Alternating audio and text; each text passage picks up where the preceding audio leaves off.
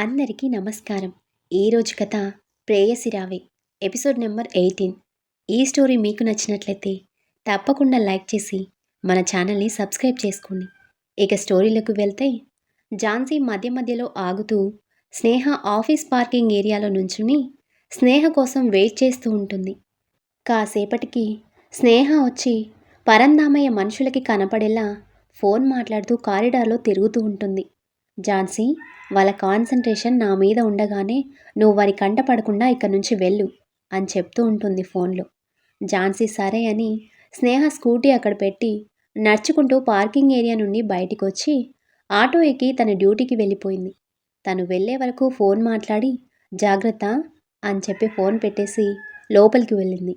వెళ్ళి తన సీట్లో కూర్చుందామనుకునే టైంకి అభయ్ ఎదురొచ్చాడు స్నేహకి. ఇద్దరూ మొహాలు తిప్పుకొని ఎవరి ప్లేస్కి వాళ్ళు వెళ్ళి కూర్చున్నారు. ప్రశాంత్ని ఎలాగోలా ఒప్పించి తన ఆఫీస్లోనే వర్క్ చేసేలా చేసింది స్నేహ. ప్రశాంత్ మాత్రం అప్పుడప్పుడు గోకుల్ ఆఫీస్కి వచ్చి తన పని చూసుకొని వెళ్ళిపోతున్నాడు. ఎందుకంటే తనకి తెలుసు స్నేహ కారణం లేకుండా అలా చెప్పదు అని. తన మాటకి గౌరవం ఇచ్చి ఇబ్బంది పెట్టలేదు ప్రశాంత్. సీరియస్గా వర్క్ చేసుకుంటున్న స్నేహ దగ్గరికి వచ్చాడు అభయ్. తల తిప్పకుండానే ఏంటి అంది స్నేహ. నీతో కొంచెం మాట్లాడాలి అన్నాడు అభయ్. అదేగా చెప్పమంది, మళ్ళీ దానికి పర్మిషన్ అడిగి నా టైం ఎందుకు వేస్ట్ చేస్తావు అంది స్నేహ. కొంచెం ఆ వర్క్ చేయడం ఆపితే నాకు ప్రాజెక్ట్లో డౌట్స్ ఉన్నాయి, క్లియర్ చేయాలి అన్నాడు అభయ్. చేస్తున్న పని ఆపేసి అభయ్ వైపు తిరిగి, ఇంకెన్ని రోజులయ్యా, నువ్వేమైనా ట్రైనీ ఎంప్లాయ్ అనుకుంటున్నావా? ఒక్క ప్రాజెక్ట్ కూడా చేయడం రాదు, ఎన్నిసార్లు ఎన్ని డౌట్స్, ప్రాజెక్ట్ కంప్లీట్ అయ్యే వరకు కూడా ఇలాగే అడిగేలా ఉన్నావే అని చివాట్లు పెడుతున్న స్నేహని ఎలా ఆపాలో తెలియక ఫైల్ టేబుల్ మీద గట్టిగా కొట్టాడు అభయ్. ఆ సౌండ్కే అందరూ పని చేయడం ఆపేసి వీళ్ళిద్దరి వైపు చూస్తున్నారు. అందరూ తమ వైపే చూస్తూ ఉండటంతో, అసలు నువ్వేం చేస్తున్నావు అభయ్? ఇది నా ఆఫీస్, బిహేవ్ యువర్ సెల్ఫ్ అంది స్నేహ కోపంగా. నేను మంచిగానే అడిగాను, అయినా నువ్వు మా గైడ్వి, సో నువ్వు మాకు ఎక్స్ప్లెయిన్ చేయాలి ఎలా చేయాలో అని. మెయిన్ మీరే కదా మేడం, మిమ్మల్ని కాకపోతే ఇంకెవ్వరిని అడుగుతారు అన్నాడు అభయ్ ఆవేశంగా. హో ఓ టీమ్ లీడ్తో ఇలాగే మాట్లాడాలి అని నేర్చుకున్నావా? తెలియదా ఆ మాత్రం ఎలా మాట్లాడాలి అని? వర్క్ చేసి చేతులకి రెస్ట్ ఇచ్చి వీరి గొడవని ఆసక్తిగా వింటూ చెవులకి పని చెప్పారు మిగతా వాళ్ళు. గొడవంతా తన క్యాబిన్లో సీసీ కెమెరాల నుండి చూసిన గోకుల్, వీళ్ళు మళ్ళీ మొదలుపెట్టారా బాబోయ్ అనుకుని కంగారుగా వచ్చి, అసలు మీరిద్దరూ ఏం చేస్తున్నారు? ఇది ఆఫీస్ అనుకుంటున్నారా, ఇంకేమైనా అనుకుంటున్నారా? అసలేంటిది? మీరిద్దరూ మంచి ఎంప్లాయీస్, వర్క్ బాగా చేస్తారు, కంపెనీ గ్రోత్ గురించి ఆలోచిస్తారు అని నేనేం అనట్లేదు. మీరు ఇలాగే చేస్తే మీ ఇద్దరికి బ్యాడ్ సర్టిఫికేట్ ఇచ్చి టర్మినేట్ చేసేస్తాను అన్నాడు గోకుల్ కోపంగా. ఇద్దరూ సైలెంట్ అయిపోయి ఒకరినొకరు తినేసేలా చూసుకుంటూ పనిచేసుకుంటున్నారు. దేవుడా, వీళ్ళిద్దరి వల్ల నాకు ప్రశాంతత లేకుండా పోయింది. వీళ్ళని ఇలాగే వదిలేస్తే వీళ్ళు వర్క్ చేయడం ఏమో కానీ మిగతా వాళ్ళ వర్క్ డిస్టర్బ్ చేసేలా ఉన్నారు. ఏదో ఒకటి చేయాలి అనుకుంటూ తన క్యాబిన్కి వెళ్ళిపోయాడు గోకుల్. వీడికి బాగా పొగరు ఎక్కువైంది, చెప్తా, ఏదో రోజు దొరకపోతాడా అప్పుడు చెప్తా అనుకుంటూ ఉంటుంది స్నేహ. పెద్ద టీం లీడ్ అని పోజ్ కొడుతుంది. ఓకేలా చేయాలో ఎక్స్ప్లెయిన్ చేయడం రాదు కానీ నోరేసుకొని పడమంటే పడుతుంది అని సిస్టమ్ని సౌండ్ చేస్తూ టైప్ చేస్తున్నాడు అభయ్. ఆ సౌండ్కి స్నేహకి చిరాకొచ్చి, వీడు ఆడపిల్లల కంటే దారుణంరా బాబు, కొంచెం సైలెంట్గా చేయవే, అసలే కంపెనీ ప్రాపర్టీ, ఏదైనా ఉంటే నీ వస్తువుల మీద చూపించుకో అంది స్నేహ పక్కన ఉన్న తన ఫ్రెండ్ జానుతో. అది తనకే అర్థమయ్యి స్నేహని గుర్రుగా చూస్తూ కాఫీ తాగడానికి క్యాంటీన్కి వెళ్ళాడు అభయ్. వెళ్తున్న అతన్ని చూసి వేస్ట్ ఫెలో అనుకుని మళ్ళీ తన పనిలో పడిపోయింది స్నేహ. వీళ్ళిద్దరినీ ముందు నుండి గమనిస్తున్న ఒకరు మాత్రం అక్కడ జరిగేదంతా వీడియో తీసి పరంధామయ్యకి పంపించాడు. పరం ఆ వీడియో చూసి, ఇంతలా కొట్టుకుంటున్నారు అంటే విజమే అయ్యుంటుంది. జింకపిల్ల నాతోనే కాకుండా నా కొడుకుతో పెట్టుకున్నావు కదే, ఇప్పటి వరకు చెడ్డవాడు చెడు పనులు చేయడం చూసుంటావు, ఇప్పుడు ఒక మంచివాడు చెడుగా మారడం చూస్తావు. మంచివాడి మౌనం ఎంత ప్రమాదమో, ఒక చెడ్డవాడి కంటే చెడుగా మారిన మంచివాడు కూడా అంతే ప్రమాదకరం, నువ్వు చూస్తావుగా అనుకున్నాడు పరంధామయ్య. ఆఫీస్ టైం అవ్వగానే ఎవరింటికి వాళ్ళు వెళ్ళిపోయారు. ఇంటికొచ్చిన అభయ్ని చూసి, ఏం నాన్నా, ఈరోజు ఆఫీస్ ఎలా జరిగింది? మళ్ళీ ఆ అమ్మాయితో ఏం గొడవ పడలేదు కదా అని అడిగాడు పరందామయ్య. నేనేం చేయకపోయినా తనే కావాలని గొడవ పడుతూ ఉంటుంది. తన పేరు వినిపిస్తే చాలు నాకు కోపం వచ్చేస్తుంది అన్నాడు అభయ్ ఆవేశంగా. నువ్వు ఊ అంటే చాలు, మన వాళ్ళు ఆల్రెడీ ఆ అమ్మాయిని ఫాలో చేస్తున్నారు, వేసేస్తారు అన్నాడు పరందామయ్య. అభయ్ పిడికిలి బిగించాడు. మళ్ళీ కూలయ్యి, మీరా స్నేహని ఫాలో చేసే వాళ్ళని ఆగిపోమ్మని చెప్పండి, నేనే తనకి చెక్ పెడతాను అన్నాడు అభయ్. ఎందుకు? ఆ జింకపిల్ల చేసే ప్రతి విషయం నాకు తెలియాలి అనే వాళ్ళని పెట్టాను. ఆ అమ్మాయి ఏం చేసినా మనకన్నీ తెలుస్తాయి అన్నాడు పరందామయ్య. లేదు, తన మీద పగ నేనొక్కరినే తీర్చుకోవాలి అనుకుంటున్నాను. ఇందులో ఎవరిని ఇన్వాల్వ్ చేయొద్దు. అవును, ఇంతకీ తనేలా తెలుసు మీకు? ఇలా మనుషులను పెట్టి తనని గమనించాల్సిన అవసరం మీకేమొచ్చింది అన్నాడు అభయ్. అది అని ఆలోచించి, ఇప్పుడిప్పుడే విన్న లైన్లో పడుతున్నాడు. ఇప్పుడు ఏమైనా చెప్తే మళ్ళీ ఆ స్నేహం మీద జాలి పుట్టి నాకు ఎగైనెస్ట్ అయ్యే ఛాన్స్ ఉంది అనుకుని నీ గురించే పెట్టాను నాన్న అన్నాడు పరందామయ్య. నా గురించా? ఎందుకు? నేను అడగలేదు కదా మిమ్మల్ని తనను ఫాలో చేయడానికి మనుషుల్ని పెట్టమని అన్నాడు అభయ్ అనుమానంగా చూస్తూ. రావడంతోటే చెప్పావు కదా నాన్న, ఆ పిల్లని చంపేద్దామని, అందుకే ముందు జాగ్రత్త కోసం పెట్టాను పరందామయ్య తడబడుతూ అన్నాడు. సరే, మీరెవరిని పెట్టకండి. అలా చేస్తే ఆ అమ్మాయి అసలే మామూలు తెలివైంది కాదు, ఈజీగా కనిపెట్టేస్తుంది. అప్పుడు మొదటికే మోసం వస్తుంది. ముందు ఆ మనుషుల్ని తీసేయండి అన్నాడు అభయ్. సరే, నువ్వు చెప్పావు కదా, అలాగే చేస్తాను అంటూ తన మనుషులకి ఫోన్ చేసి, రేయ్, ఇక నుండి మీరు ఆ అమ్మాయిని ఫాలో చేయాల్సిన అవసరం లేదు, వెనక్కి వచ్చేయండి అన్నాడు ఫోన్లో. వాళ్ళు అలాగే అని ఫోన్ పెట్టేసి, ఇక నుండి ఇక్కడ మనకి పని లేదు అనుకుంటూ వెహికల్ తీసుకొని వెనుతిరిగారు పరందామయ్య అనుచరులు. థ్యాంక్ యూ, నేను చెప్పగానే అర్థం చేసుకొని మీరు చేసే ఈ పనుల వల్ల మీకు నా మీద ఎంత ప్రేమ ఉందో తెలుస్తుంది. నేను ఫ్రెష్ అయ్యి వస్తాను అంటూ వెళ్ళాడు అభయ్. ఇంటికెళ్ళాక ఫ్రెష్ అయ్యి బయట గార్డెన్లో కూర్చుని చందమామని చూస్తుంది స్నేహ. తనకి ప్రశాంత్ గుర్తొచ్చాడు. ఏం చేస్తున్నారు హిట్లర్? 1 వీక్ అయింది మిమ్మల్ని చూసి, అయినా నేను దూరంగా ఉండమంటే అలా వదిలేస్తారా? నన్ను చూడకముందైతే ఓకే, చూశాక కూడా నేను వద్దు అంటే అలా ఎలా వదిలేస్తారు? గ్యాప్ వచ్చిందిగా, అందుకే. ప్రేమ కూడా తగ్గిపోయిందా? అస్సల్లేదు అని వినిపించిందో గొంతు. అది ప్రశాంత్ది అని అర్థం అవ్వడానికి ఎంతోసేపు పట్టలేదు స్నేహకి. ప్రశాంత్ వాయిస్ వినిపించిన వైపు చూసింది. నవ్వుతూ చూస్తున్నాడు. మీరేంటిక్కడ అంది కంగారుగా. నీకోసమే వచ్చాను. ఇక్కడికి వచ్చాకే తెలిసింది నువ్వు నన్ను ఎంత అపార్థం చేసుకుంటున్నావో. నీ మాట విన్నా, నువ్వు చెప్పినట్టు నడుచుకున్నా తప్పేనా అన్నాడు ప్రశాంత్.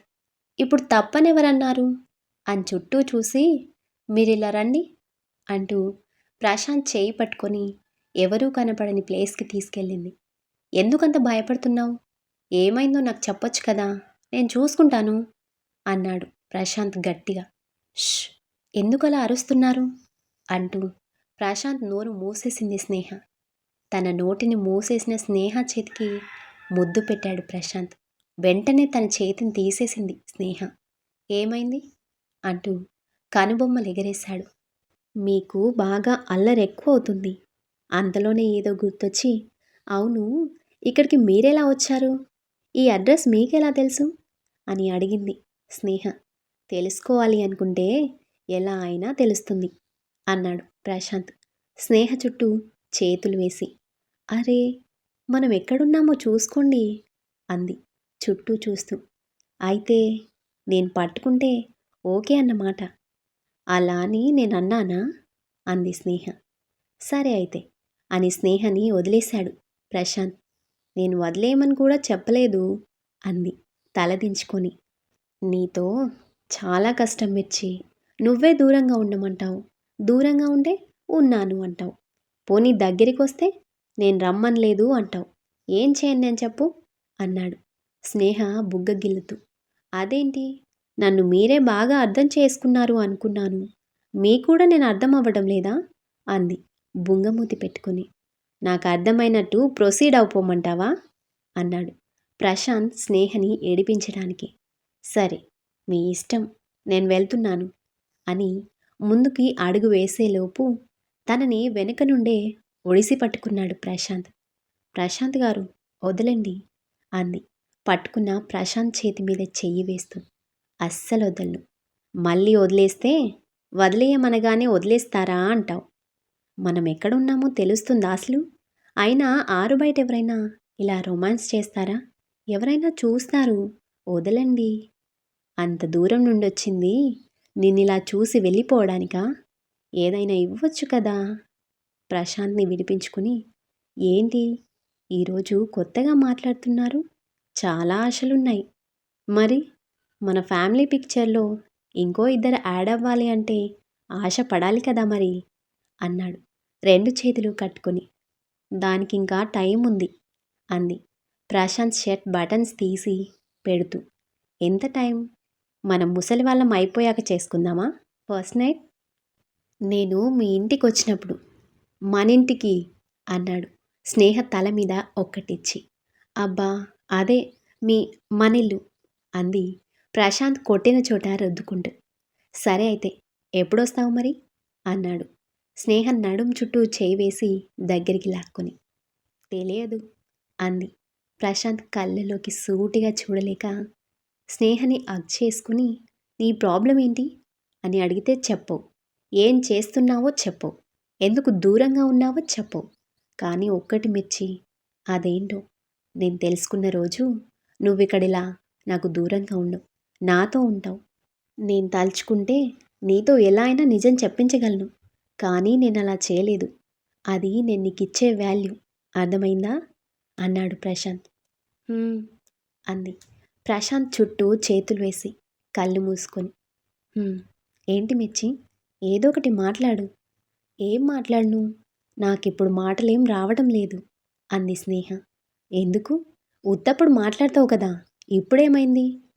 ప్రశాంత్ని వదిలి, అసలు మీరేంటి ఇంతలా మాట్లాడుతున్నారు? కొంచెం కూడా గ్యాప్ లేకుండా. ఇదివరకు నేను 10 సార్లు మాట్లాడితే మీరు అన్నింటికీ కలిపి ఒక్క ఆన్సర్ చెప్పేవాళ్ళు. ఇప్పుడేంటి ఎన్ని క్వశ్చన్స్ వేస్తున్నారు అంది స్నేహ ఆశ్చర్యంగా. నువ్వే మార్చావు నన్నిలా. ఏం చేయమంటావు? మాట్లాడింది చాలు, వెళ్ళండి అంది స్నేహ. అప్పుడేనా? ఇంకొంచెం సేపు ఉంటా మిర్చి, అసలే చాలా రోజులవుతుంది అన్నాడు బ్రతిమాలుతూ. ప్రశాంత్ని అలా చూసి నవ్వొచ్చింది స్నేహకి. నాతో రండి అంటూ ప్రశాంత్ చేయి పట్టుకొని ఇంటి లోపలికి తీసుకెళ్ళింది స్నేహ. ఆ రోజు ఝాన్సీకి నైట్ షిఫ్ట్ ఉండటంతో ఇంట్లో స్నేహ ఒక్కతే ఉంది. ఇల్లంతా కలియ చూస్తూ, ఇంట్లో ఎవరూ లేరా అని అడిగాడు ప్రశాంత్. ఝాన్సీ లేదు, తను హాస్పిటల్లో వర్క్ చేస్తుంది. ఈరోజు నైట్ షిఫ్ట్, పొద్దున్నే వస్తుంది అంది స్నేహ. అయితే నేను ఇక్కడే ఉండిపోనా నీకు తోడుగా అన్నాడు ప్రశాంత్ కన్ను కొడుతూ. అలా అయితే ఇప్పుడే గెంటేస్తాను బయటికి అంది స్నేహ.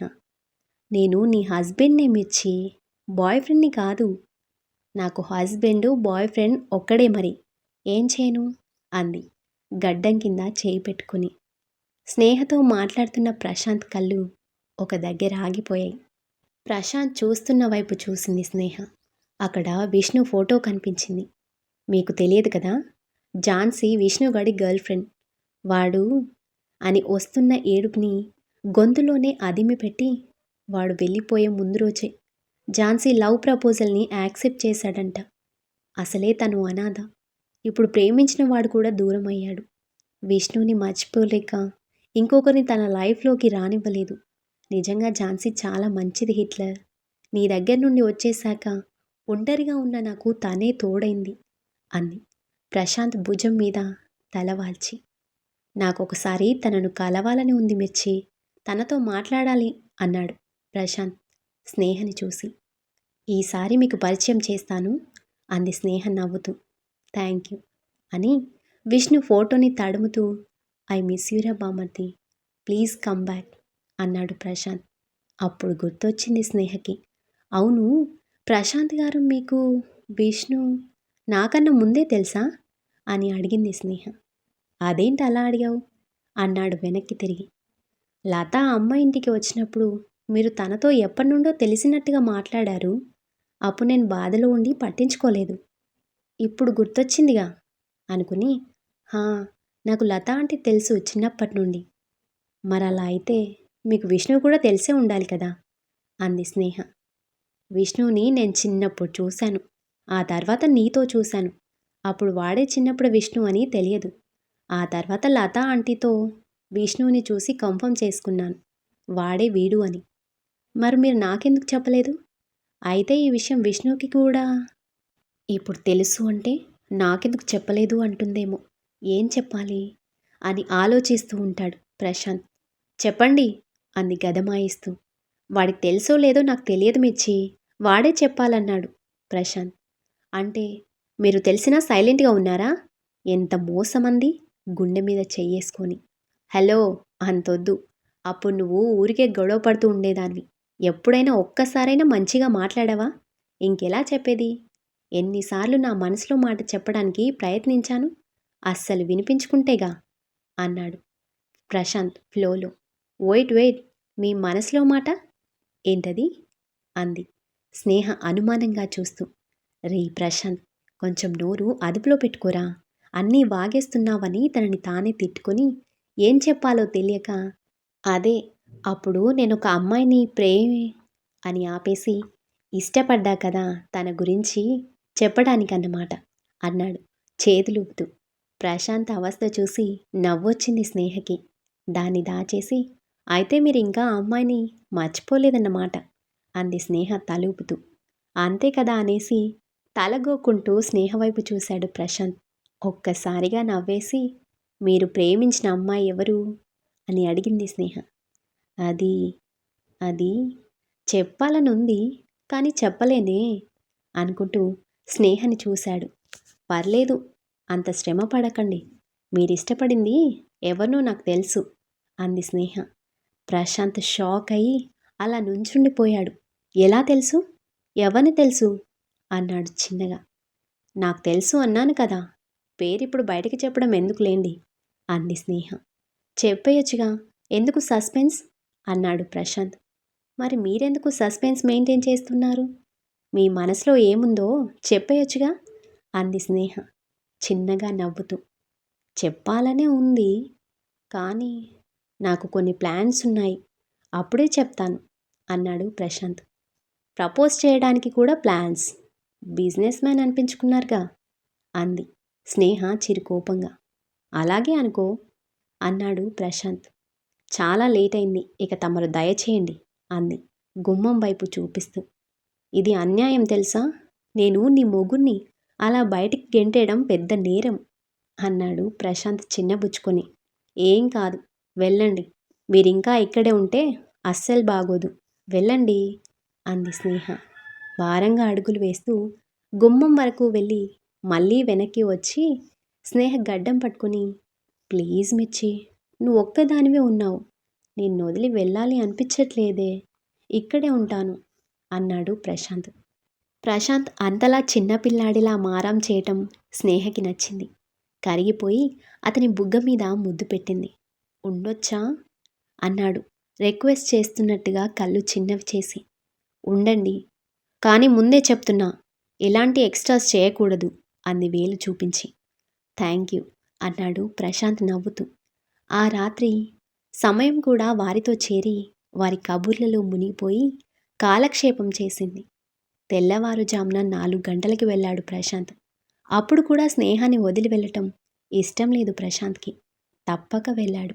ప్రశాంత్ వెళ్ళగానే స్నేహకి ఫోన్ చేసి, కాసేపు పడుకోమిర్చి, నాతో కబుర్లలో పడిపోయి నీకు నిద్ర లేదు కదా, మీకూడా లేదు కదా, పడుకోండి హిట్లర్ అంది స్నేహ. ఇద్దరూ గుడ్ మార్నింగ్ బదులు గుడ్ నైట్ చెప్పుకొని నిద్రకు ఉపక్రమించారు. నెక్స్ట్ డే ఎవరి బిజీలో వాళ్ళు పడిపోయారు. ఆఫీస్లో వర్క్ చేసుకుంటున్న స్నేహ దగ్గరికి రవి వచ్చి బాస్ పిలుస్తున్నారు అని చెప్పటంతో వెళ్ళింది స్నేహ. అప్పటికే అక్కడ అభయ్ ఉండటంతో, హో, నా మీద కంప్లైంట్ చేస్తున్నావా పిరికి సన్నాసి అనుకుంది మనసులో. స్నేహాన్ని చూసి మొహం తిప్పుకున్నాడు అభయ్. ఓరి ఈడి ఏషాలో అనుకుంది స్నేహ. గోకుల్ ఇద్దరి ఎక్స్ప్రెషన్స్ గమనిస్తూనే ఉన్నాడు. సార్ పిలిచారట అంది స్నేహ. హా, మీ ఇద్దరూ కూర్చోండి అంటూ చైర్స్ చూపించాడు గోకుల్. థ్యాంక్ యూ అని చెప్పి ఇద్దరూ కూర్చున్నాడు. మీకు తెలుసు, మనం మిస్టర్ ప్రశాంత్ గారి కంపెనీతో కలిసి ప్రాజెక్ట్ చేస్తున్నాం. సో అందులో మనం ఏ విషయంలో కాంప్రమైజ్ అవ్వడానికి లేదు. ఎందుకంటే ఇది మన కంపెనీ రెవల్యూషన్కి సంబంధించింది. ప్రాజెక్ట్కి సంబంధించిన ఫైనల్ మెటీరియల్ కోసం మీరు ఢిల్లీ వెళ్ళాల్సి ఉంటుంది. ఓకే సార్, నేను ఒక్కదాన్నే వెళ్తాను, ఇంకెవరూ నాతో రానవసరం లేదు అంది స్నేహ. నో సార్, నేనొక్కనే వెళ్తాను, ఆవిడ్ని ఆగిపోమ్మని చెప్పండి అన్నాడు అభయ్. నేను వెళ్తాను అంటే నేను వెళ్తాను అంటూ వాడులాడుకోవడం మొదలెట్టారు ఇద్దరు. ష్ అనుకుంటూ ఇద్దరిని చూసి తల పట్టుకున్నాడు గోకుల్. చూసి చూసి మీ ఇద్దరూ కాసేపు నోరు మూస్తారా అన్నాడు టేబుల్ మీద గట్టిగా కొట్టి. ఇద్దరూ సైలెంట్ అయ్యి గోకుల్ని చూస్తున్నారు. బాస్ నేనా మీరా? మీకు మీరు డిసైడ్ అయితే ఇక నేనెందుకు? మీతో ప్రశాంత్ కూడా వస్తారు. ఇలా చేసి ప్రశాంత్ దగ్గర మాట తీసుకురాకుండా ఉండండి అన్నాడు గోకుల్. అయితే నేను వెళ్ళను సార్, తననే పంపించండి అన్నాడు అభయ్. నేను వెళ్ళను సార్, అతన్నే వెళ్ళమనండి అంది స్నేహ. నేను చెప్తున్నా కదా వెళ్ళను అని, ఎందుకు నేనేం చెప్పినా దాన్ని లెక్క చేయకుండా తీసి పారేస్తావు అన్నాడు అభయ్ కోపంగా. నువ్వెందుకు ప్రతిదానికి నాకు పోటీగా వస్తావు? టీం లీడ్ అని పొగ చూపిస్తున్నా అన్నావు కదా, నువ్వే వెళ్ళు అంది స్నేహ. ఇద్దరి గొడవ చూసి తల పట్టుకున్నాడు గోకుల్. కాసేపు ఉంటే తనకి పిచ్చెక్కేలా ఉంది. ఒక్కసారిగా గట్టిగా అరిచాడు. దెబ్బకి సైలెంట్ అయ్యి చెప్పండి సార్ అన్నారు. నేను ఇంటిమేట్ చేస్తున్నాను, మీ డెసిషన్ అడగలేదు, and my decision is final అని సీరియస్గా చెప్పి మీరిద్దరూ వెళ్ళాల్సిందే, అండ్ కొంచెం సెన్స్లో ఉండి బిహేవ్ చేయండి. నా ముందు చేసినట్టు ప్రశాంత్ ముందు కూడా చేసి కంపెనీ పరువు నా పరువు తీయకండి. ఓకే సార్ అని ఇద్దరు గోకుల్ క్యాబిన్ నుండి బయటకు వచ్చారు.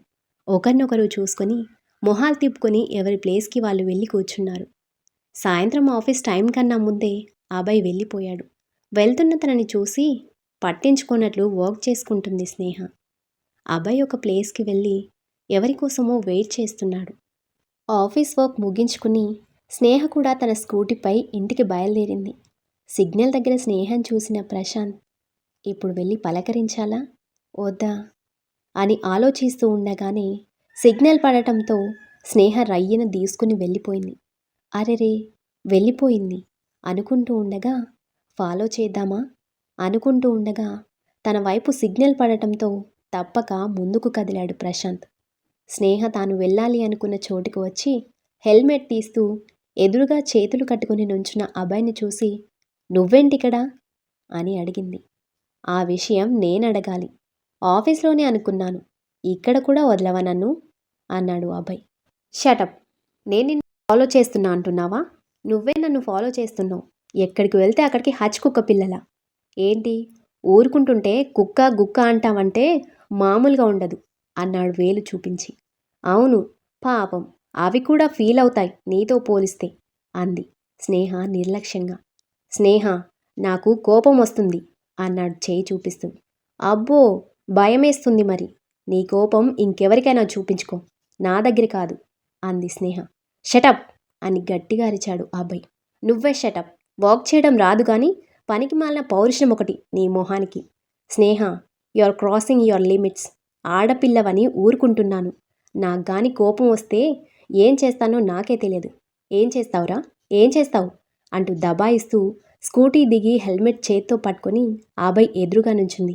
ఏంటి ఊరుకుంటుంటే అని స్లీవ్ మడత పెడుతున్న అభయ్ని చూసి చేసిన ఓవర్ యాక్షన్ చాలు, ఇక తగ్గు అంది స్నేహ షర్ట్ మడత తీసేస్తూ చేతులు కట్టుకొని. మేడం, ఎలా ఉంది మేడం యాక్టింగ్ అన్నాడు అభయ్. హా, పైకొస్తావు అంది అభయ్ భుజం మీద చెయ్యేసి. ఇద్దరూ ఒకరి ఫేస్ ఒకరు చూసుకుని ఒకేసారి గట్టిగా నవ్వేశారు. గత కొన్ని రోజులుగా వాళ్ళ మధ్య జరుగుతున్న సంఘటనలు అన్నీ ఒక్కొక్కటిగా గుర్తు తెచ్చుకుంటూ పొట్ట పట్టుకుని మరీ నవ్వుకున్నారిద్దరు.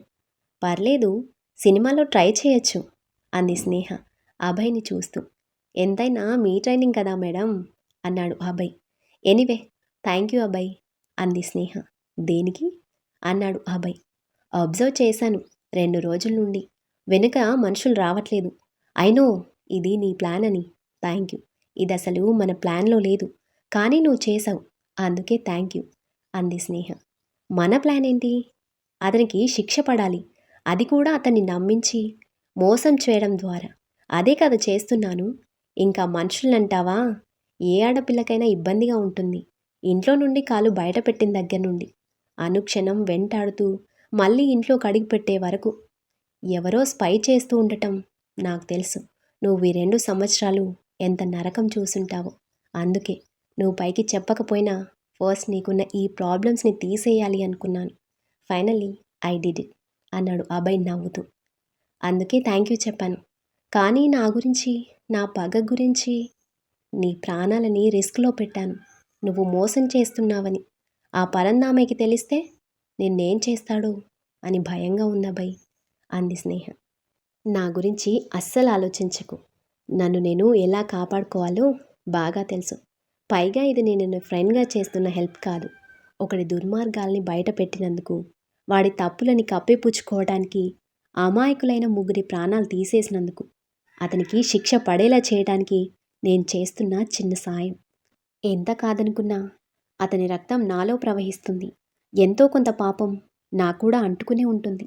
ఇలా నీకు హెల్ప్ చేసి దాన్ని కొంతైనా కడిగేసుకుంటాను అన్నాడు అభయ్ ఆవేశంగా. అతనికి త్వరలోనే శిక్ష పడాలి అని కోరుకుంటున్నాను. ఇప్పటి వరకు నేను ప్రశాంత్ గారి ప్రాణాలకి ప్రమాదం ఉందని ఆగాను. తడిగుడ్డతో గొంతు కోయడం ఎలా ఉంటుందో ఆ పరంధామయ్యకి చూపిస్తాను అంది స్నేహ. నా పూర్తి సహకారం నీకుంటుంది స్నేహ. దయచేసి అతను నా తండ్రి అనే విషయాన్ని పక్కన పెట్టు. ఎక్కువగా దాని గురించి ఆలోచించకు. నేను అతన్ని చేరుకోవడానికి, మనం ఇంకొన్ని సాక్ష్యాలు సేకరించడానికి నా తండ్రి అనే పదాన్ని అస్త్రంలా వాడుకున్నామంతే. ఇదే గుర్తుపెట్టుకో స్నేహ అన్నాడు అభయ్. చాలా జాగ్రత్తగా ఉండు అభయ్. ఏమాత్రం అతనికి అనుమానం వచ్చినా నీ ప్రాణాలు రిస్క్లోకి వెళ్తాయి అని స్నేహ హెచ్చరించింది. సరే, నేను చూసుకుంటానులే. నువ్వు కూడా ప్రశాంత్ దగ్గరికి వెళ్ళిపోవచ్చు కదా అన్నాడు అభయ్. నీకు అలా అనిపిస్తుందా? ప్రాబ్లం సాల్వ్ అయ్యే వరకు నేను ప్రశాంత్ దగ్గరికి వెళ్ళను అంది స్నేహ. సరే, ఎక్కువసేపు ఇక్కడే ఉంటే ప్రమాదం. మనం నెక్స్ట్ ప్లాన్ గుర్తుంది కదా అన్నాడు అభయ్. హలో, చేయాల్సింది నువ్వు, నీకు గుర్తుండాలి అంది స్నేహ. అవును కదా అన్నాడు అభయ్ తలగోకుంటూ. ఆలస్యమైనా పర్లేదు, ముందు నువ్వు అతని నమ్మకం సంపాదించుకో. ఆ తర్వాతే మన ప్లాన్ ఎగ్జిక్యూట్ చెయ్యి. అలాగే. ఇంతకీ 2 రోజుల్లో ఊరి ప్రయాణం ఉంది కదా మీ ఆయనతో, ఎంతవరకు వచ్చే ఏర్పాట్లు అన్నాడు కనుబొమ్మలు ఎగరేస్తూ. నేనేం హనీమూన్కి వెళ్ళట్లేదు, బిజినెస్ పని మీద వెళ్తున్నా. అయినా నువ్వు కూడా వస్తావు కదా అంది స్నేహ. ఏమో, ఎవరికి తెలుసు. బిజినెస్ ట్రిప్ పేరుతో మీ వైఫ్ అండ్ హస్బెండ్స్ పనిలో పని హనీమూన్ ట్రిప్ కూడా వేసేస్తారేమో అన్నాడు అభయ్ నవ్వుతూ. సరే అయితే, నేను కూడా నిషాని రమ్మంటాను. మీ ఇద్దరు కూడా ప్రేమ పావురాల్లాగా చెట్టా పట్టాలేసుకొని తిరగచ్చు. ఏమంటావు? నిషాకి కూడా టికెట్ బుక్ చేయించినా అంది స్నేహ అభయ్ని ఆట పట్టిస్తూ. 2 చేతులు జోడించి, అమ్మా తల్లి, నీకో నమస్కారం. సారీ, ఊరికే సరదాగా ఆట పట్టించాను, నన్ను ఇలా వదిలే అన్నాడు అభయ్. అలాగే అని, సరే నేను వెళ్తాను, ఎల్లుండి ఎయిర్పోర్ట్లో కలుద్దాం అంది స్నేహ. డైరెక్ట్ ఎయిర్పోర్టేనా? మధ్యలో మీటింగ్స్ ఏం లేవా? ఏ, నీకు పైకి పోవాలని అంత ఆతృతగా ఉందా? సరే, ఇప్పుడే మీ ఇంటికి వెళ్ళి నవ్వుతూ సరదాగా మాట్లాడుకుందాం రా మీ నాన్న ముందు. నెక్స్ట్ మినిట్ నువ్వు ఉండవు, మోసం చేశావని అక్కడే వేసేస్తాడు అంది స్నేహ. అభయ్ ఊహించుకుని దర్చుకుని, అలాంటి బంపర్ ఆఫర్లు నాకొద్దులే తల్లి అన్నాడు. కదా, ఒళ్ళు దగ్గర పెట్టుకొని ఉండు. అండ్ మన నాటకం కూడా కంటిన్యూ చెయ్యి. నన్ను చూడగానే స్నేహ అంటూ పళ్ళన్నీ బయట పెట్టేయకు. బాయ్ అని చెప్పి స్నేహ వెళ్ళిపోయింది. ఈ పిల్ల ఎప్పుడు ఎలా ఉంటుందో ఎవ్వరికీ తెలీదు. మర్యాదగా చెప్పడం అస్సలు రాదనుకుంటూ ఇంటికి వెళ్ళాడు. పరంధామయ్యకు ఊరు వెళ్తున్న విషయం చెప్పి, తనతో స్నేహ కూడా వస్తుందని, తనతో వెళ్ళటం ఇష్టం లేదు అంటూ వాపోయాడు. పోనీ మానేయొచ్చు కదా నాన్న అని పరంధామయ్య సలహా ఇస్తే, కంపెనీ పరువు అంటూ, కంపెనీ బాధ్యత నా మీద ఉందంటూ మొసలి కన్నీరు కార్చాడు అభయ్. సరే, నువ్వు వెళ్ళి పడుకో నాన్న అంటూ అభయ్ని తన రూమ్కి పంపించాడు పరంధామయ్య. కొడుకు బాధ చూసి ఇంకో 2 పెగ్గులు ఎక్కువ తాగాడు పరంధామయ్య. 3వ గ్లాస్ తాగి దింపేలోపే తన ముందెవరు కూర్చున్నట్టు అనిపించింది. కళ్ళు విప్పార్చి చూశాడు.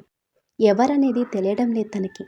ఎంత పోల్చుకుందామనుకున్నా అంతా మసక మసకగా కనిపిస్తూ ఉండటంతో కళ్ళు తుడుచుకొని చూశాడు. ఎదురుగా కూర్చుని ఉన్న అతని కళ్ళు మాత్రమే స్పష్టంగా కనిపిస్తున్నాయి.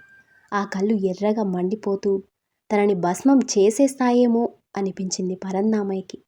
వెంటనే చేతిలో ఉన్న గ్లాస్ పక్కన పెట్టి వణుకుతున్న చేతులతో టేబుల్ మీద ఉన్న తన కళ్ళజోడు తీసి పెట్టుకున్నాడు. ఈసారి తనకి ఎదురుగా ఎవరూ కనిపించలేదు. ఇదెక్కడి మాయ అనుకుంటూ చుట్టూ చూశాడు. అంత పెద్ద ఇంట్లో తను తప్ప ఇంకెవ్వరూ కనిపించటం లేదు. అంత ఎక్కువ తాగేశానా అనుకుంటూ సెక్యూరిటీని పిలిచి లోపలికి ఎవరిని పంపించారు అని అడిగాడు. ఎవరూ రాలేదు సార్ అని జవాబిచ్చాడు అతను. అంతా నా భ్రమై ఉంటుంది అనుకుని సరే నువ్వు వెళ్ళు అన్నాడు పరంధామయ్య. అతను వెళ్ళిపోయాక ముఖానికి పట్టిన చెమటలను తుడుచుకుంటూ ఎవరూ రాలేదు, నిజంగానే భయపడి చచ్చాననుకొని తన రూమ్కి వెళ్ళి మత్తులో బెడ్ మీద పడిపోయాడు.